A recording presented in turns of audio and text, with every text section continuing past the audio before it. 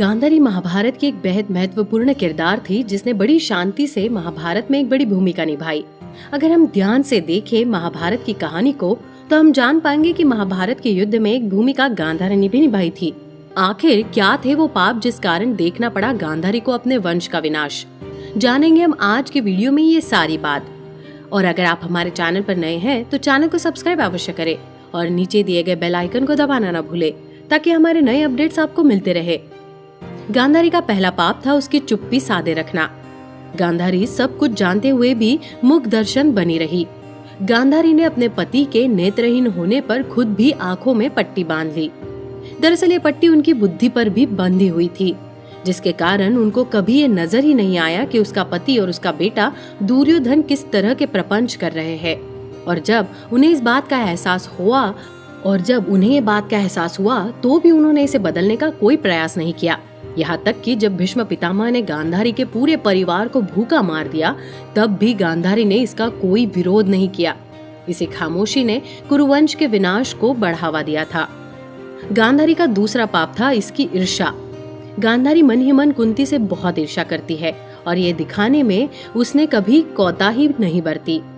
गांधारी यूं तो कुंती से उम्र में बड़ी थी और वो पहले गर्भवती भी हुई, पर बच्चे पहले कुंती के हुए तो गांधारी इस कदर तिलमिला गई कि उसने अपनी सेविकाओं से कहकर अपने गर्भ को गिरवा दिया और उसके शरीर से एक मांस का लोथड़ा निकाला, जिससे वेद व्यास ने अपनी सिद्धि से संतानों में बदल दिया।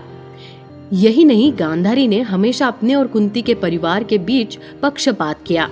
जब उत्सव के लिए कौरवों के लिए सोने के आभूषण और खिलौने बनाए जाते थे, वही पांडवों को मिट्टी के खिलौनों से संतुष्ट होना पड़ता था।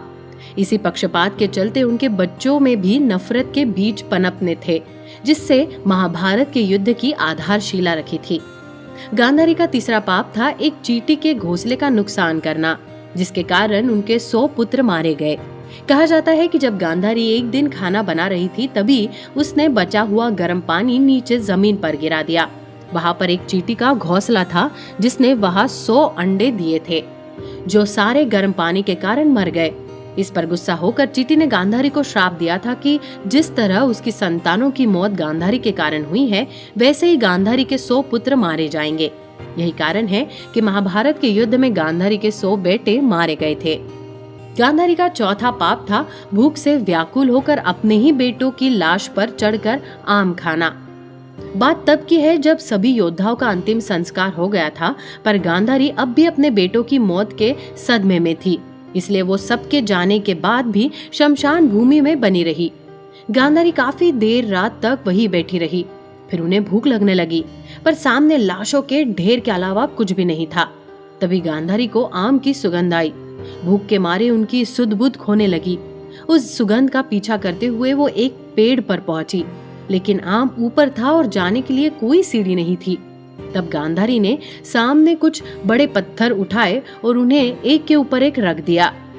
फिर उन पत्थरों पे चढ़कर वो फल तक पहुंची।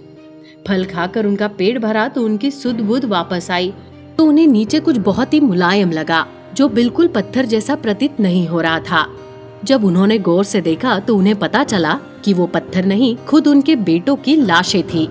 गांधारी को खुद पर बहुत लज्जा आई और उन्होंने श्री कृष्ण को कोसते हुए कहा कि वो एक दुख को दूर करने दूसरा दुख पैदा कर देते हैं। यही उनकी माया है। फलस्वरूप गांधारी ने कृष्ण के कुल में समूल विनाश का श्राप दिया, जो आगे फलीभूत हुआ। इन्हीं पापों के कारण उन्हें खुद भी दुख भोगना पड़ा और इसके कारण उनके परिवार का भी पतन हुआ। तो कैसी लगी आपको हमारी ये कहानी? हमें कमेंट सेक्शन में जरूर बताइएगा। ऐसी ही रोचक और सच्ची कहानियों के लिए बने रहिए हमारे चैनल पर।